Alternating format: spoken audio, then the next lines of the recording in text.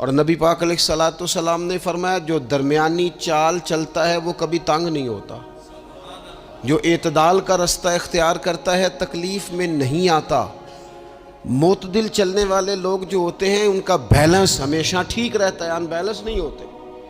تو معتدل زندگی گزاریں، اعتدال پسند بنیں، چیزوں میں شدت نہ لائیں۔ نبی پاک علیہ الصلوۃ والسلام نے فرمایا دین میں بھی غلو نہ کرو۔ فرمایا تم سے پہلے لوگ غلو کی وجہ سے ہلاک ہو گئے۔ کچھ لوگ غلو کرتے ہیں، چھوڑ دیا جی میں نے سارا کچھ، میرا کوئی تعلق نہیں جی، میں نے نہیں بیاہ کرانا، میرا شادی سے کیا لینا دینا، میں نے گھر چھوڑ دیا جی، اب میں نے بس تسبیحاں ڈال لی ہیں گلے میں جی، میں اب بس مسجد میں ہی ہوں جی، میں فلانی جگہ۔ دین تو اس کو پسند ہی نہیں کرتا، یہ تو حقوق سے بھاگنے والی بات ہے، شریعت تو اس کو سپورٹ ہی نہیں کرتی۔ اور میں نہ جناب چھوڑ دیا جی میں کچھ نہیں کھاتا جی، بس میں تو روزہ رکھتا ہوں ہر روز، ساری رات اللہ اللہ کرتا ہوں، اس کو پسند نہیں کرتا دین اسلام۔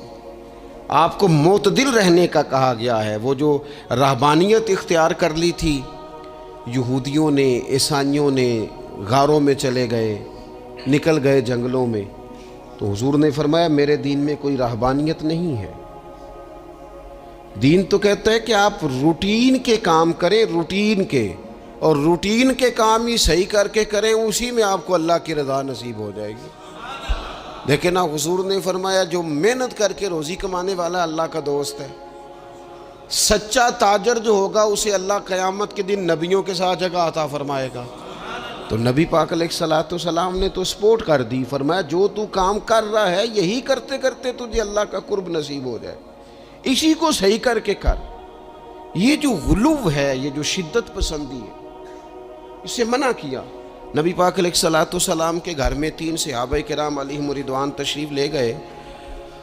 انہوں نے جا کے نبی پاک علیہ الصلوۃ والسلام کی عبادت کا حال پوچھا۔ چند صحابہ گئے تو ازواج مطہرات نے ارشاد فرمایا کہ محبوب گھر تشریف لاتے ہیں، کچھ وقت آرام کرتے ہیں، کچھ وقت ہمیں دیتے ہیں، کچھ وقت عبادت میں گزارتے ہیں۔ اب وہ تو گئے تھے جا کے یہ معلومات کریں گے اوہو کہ سرور کائنات تو ساری رات اپنے رب کو یاد کرتے ہیں۔ ہمارے ہاں بھی لوگ پیری مریدی کے سلسلے میں جب کہیں جاتے ہیں تو ان کا خیال ہوتا ہے کہ جو پیر صاحب ہوتے ہیں نا جی، نہ وہ روٹی کھائیں، نہ ان کے ہاتھ میں موبائل نظر آئے، نہ وہ ہنسیں، نہ انہوں نے اچھے کپڑے پہنے ہوئے ہوں، بالکل ایک فقیر آدمی، اور جب بھی ہم جائیں نا وہ تھوڑی، اور لوگ کرتے بھی ہیں یہ کام اللہ ماشاء اللہ، لوگوں کو دکھانے کے لیے وقتی طور پر بعض جگہوں پہ یہ سلسلہ ہوتا بھی ہے، لیکن یہ وہ نارمل زندگی نہیں جو ہمیں رسول پاک نے سکھائی ہے، یہ وہ دین نہیں کہ آپ بالکل کٹ گئے اور آپ حیرت انگیز بات کر رہے ہیں اور آپ جناب بالکل دنیا کا آپ سے کوئی تعلق ہی نہیں ہے۔ یہ تو رہبانیت ہے اور اسلام اس کو قبول نہیں کرتا۔ وہ صحابہ کرام علیہم رضوان نے نبی پاک علیہ السلام کے احوال شریفہ سنے تو وہ کہنے لگے کہ نبی پاک کے صدقے تو اللہ اگلے پچھلوں کو معاف کرے گا، حضور تو محبوب ہیں۔ یہ سن کے اب انہوں نے اپنے دل میں جو ارادہ کیا، کہنے لگے محبوب تو وراء الورا ہیں، لیکن ہم چونکہ گناہگار لوگ ہیں، عام آدمی ہیں، ہم اس طرح کریں گے کہ ہم ساری رات اللہ کی عبادت کریں گے۔ حضور تو محبوب ہے نا، چلو کچھ دیر آرام بھی کرتے ہیں، ہم ساری رات عبادت کریں گے۔ ایک نے کہا کہ بھائی میں تو ہر روز روزہ رکھا کروں گا نفلی۔ تیسرے نے کہا میں شادی نہیں کروں گا، میں ایسے ہی وقت گزاروں گا، تجرد کی زندگی گزاروں گا۔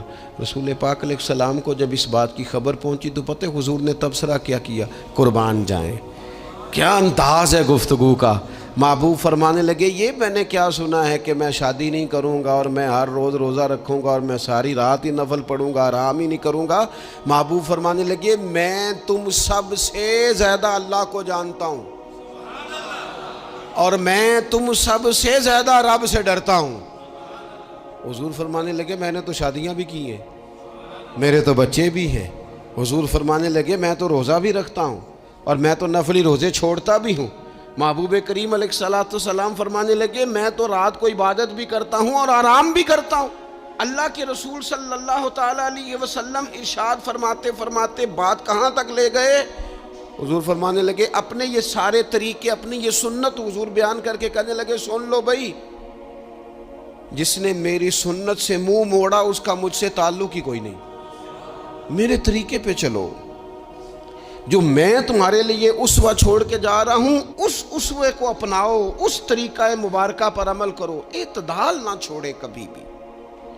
غیر معتدل ہو جاتے ہیں لوگ، میں نے دیکھا ہے کہ وہ نا جب بندہ غیر معتدل ہو جاتا ہے تو چیزوں کا حسن ختم ہوتا ہے، اس کا وقار اٹھ جاتا ہے، اس میں تازگی نہیں رہتی، اس کے اندر وہ کیفیت نہیں رہتی۔ یہ دین کی بات ہے نا، تبلیغ ہے، یہ بھی حد سے زیادہ نہیں کرنی چاہیے۔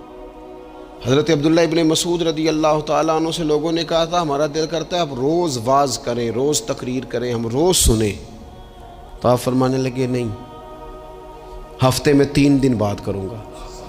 اتنی بات کریں گے جو معتدل رہے، جو حد سے زیادہ نہ بڑھے۔ وہ ہمارے ہاں رواج ہے نا 2.5 گھنٹے کی تقریر کا، 3 گھنٹے کی تقریر کا، 4 گھنٹے کی تقریر کا۔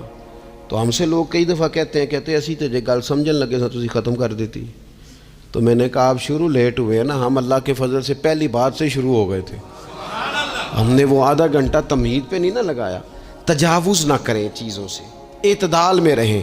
دیکھیے اسلام ہمیں یہ کہتا ہے کہ تم کھانا کھاؤ، کلو وشربو، کھاؤ بھی پیو بھی، تمام جائز چیزیں کھانے کی اجازت ہے، لیکن نبی پاک علیہ السلام نے فرمایا کمر سیدھی رکھنے کے لیے کھاؤ، اور جب تمہارا بڑا جی چاہے نا پیٹ بھر کے کھانے کو، تو کریم فرمانے لگے پھر بھی 3 حصے کرو کھانے کے، ایک حصے میں ہوا ہو، ایک میں پانی ہو، اور ایک میں خوراک ہو۔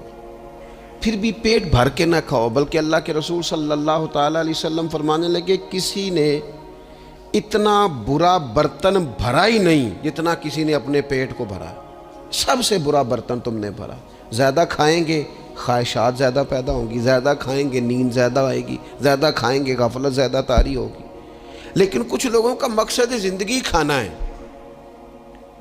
صبح کی پلاننگ الگ ہے، دوپہر کی الگ ہے، شام کی الگ ہے۔ آپ حیران رہیں گے کہ آپ اس ملک میں رہتے ہیں جس میں سب سے بہترین بزنس ہوٹل چلانے کا بزنس ہے، کھانے پینے کا کام کرو، یہ بھی بنا لو، یہ بھی بنا لو، اچھا بھلا کھا پی کے اس کے بعد فاسٹ فوڈ کا آرڈر دے دیا جاتا ہے، اور کھانے کے بعد کتنی ساری چیزیں۔ اب تو یہ میں کچھ عرصے سے دیکھ رہا ہوں، اچھا بھلا کھانا کھاتے ہیں، اس کے بعد چائے کے ساتھ بسکٹ آ جاتے ہیں۔ میرا ایک غریب گھر سے تعلق ہے، ہم تو اس وقت چائے کے ساتھ بسکٹ کھاتے تھے، رس کھاتے تھے جب روٹی کوئی نہیں ہوتی تھی، یا روٹی کھانے کا پروگرام نہیں ہوتا تھا، کوئی پرہیز چلتی تھی۔ لیکن اب وہ لوازمات چائے کے ساتھ، اب تو لوگ چائے کا، اب یہ آپ کا کھانا نہیں پکانا، چائے پکانی ہے، تو چلو ٹھیک ہے چائے پک گئی، اب وہ چائے پک رہی ہے، اس کے ساتھ جناب بھنا ہوا گوشت پڑا ہے، اس کے ساتھ پیزا آ گیا ہے، اس کے ساتھ فلانی چیز آ گئی، یہ کیا ہے جی؟ اچھا پھر وہ خواہش بھی ہوتی ہے بعض میزبانوں کی کہ اب یہ تعریف بھی کریں، وہ سارا کچھ رکھ کے تو ساتھ یہ بھی کہہ رہے ہوتے ہیں تو چونکہ روٹی ڈاک چھڑی سی، لہذا پھر ہم نے نا یہ سارا کچھ کیا ہے۔ یعنی وہ کہہ رہے ہوتے ہیں کہ مہمان اب یہ کہے کہ او ہو آپ نے تو بڑا تکلف کر دیا ہے، اس کی کیا ضرورت تھی۔ تو کئی مہمان میری طرح کے بڑے پکے ہوتے ہیں، جو روز کے مہمان ہوتے ہیں نا بڑے پکے ہوتے ہیں، وہ تعریف شریف کوئی نہیں کرتے، وہ صاف ہی بات کرتے ہیں کہ تسی ایک شے رکھ دے تے اسی بھی چج نال کھا لیں دے۔ اب تو یہ چکھنے چکھانے کا ہی ماحول ہے، کوئی ایک رکھتے یا ہماری مرضی کی رکھتے یا پوچھ لیتے کہ اس ٹائم روٹی کھانی ہے تو چلو ہم کھاتے۔ یہ لوازمات ہیں، یہ تکلفات ہیں، اس میں گھر والے بھی تکلیف میں، پیسہ بھی بعضوں کا ضائع۔ آپ کھانے کے لیے زندہ نہ رہیں، زندہ رہنے کے لیے کھانا کھائیں، اپنی طبیعت میں بوجھ نہ بنائیں کسی قسم کا۔ نبی پاک صلی اللہ تعالیٰ علیہ وسلم نے مومن کی شان پتہ کیا بیان کی؟ فرمایا کافر اور منافق 7 آنتوں سے کھاتا ہے اور مومن 1 سے کھاتا ہے۔ اتنا فرق ہے کافر منافق کے کھانے میں اور مسلمان کے کھانے میں۔ 6 گنا کم روٹی کھاتا ہے مسلمان، 6 گنا کم۔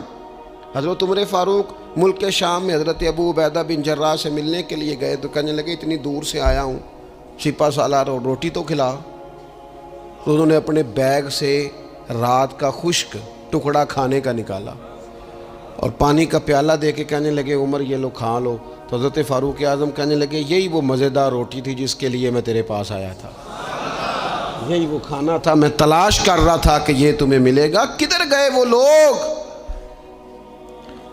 جو رات کے کھانے میں فریج بھی نہیں ہوتی تھی، رات کے کھانے میں تھوڑا پانی ڈال دیا اماں نے، اس کو 3-4 دفعہ ابال لیا، رات کی روٹیوں میں تھوڑا سا پانی اور تھوڑا سا گھی، پورا گھی نہیں، تھوڑا سا پانی اور تھوڑا سا گھی، اور ساتھ دادی نانی یہ بھی کہہ رہی ہے کہ یہ پانی سے ذرا نرم ہو جائے گی روٹی، اور پھر وہ کھانا کھایا جا رہا ہے۔ اس کے اندر نہ تو ڈاکٹر آپ کو یہ کہہ رہا ہے کہ یہ نقصان کا باعث ہے، نہ معدے پہ بوجھ بن رہا ہے، نہ اس کے لیے پھر بھائیوں کو جا کے پردیس کاٹنا پڑ رہا ہے، نہ باپ کو کئی قسم کی نوکریاں کرنی پڑ رہی ہیں، اعتدال میں گھر کے اندر ہی سارا کچھ مینج ہے۔ یہ وہ حسن ہے جو اسلام کہتا ہے تم غیر معتدل ہو گئے، تم حد سے بڑھ گئے، تم نے زندگی ساری کھانے پینے پہ لگا دی۔ اور بھائی من چاہی نعمتیں تو جنت میں ملیں گی، ہم نے تو مزے کے کھانے وہاں جا کے کھانے، وہاں ملے گا پھل اور وہاں ملے گی نعمتیں جو بار بار ملیں گی، چہرے ایک جیسے ہوں گے پر ذائقہ بڑا منفرد سے منفرد نظر آئے گا۔ تو وہ جو پردہ غیب میں چیزیں تھیں وہ ساری چیزیں لوگ کہتے ہیں ہاں جی ہم ساری، غیر معتدل نہ بنے، تھوڑی سادگی لائیں۔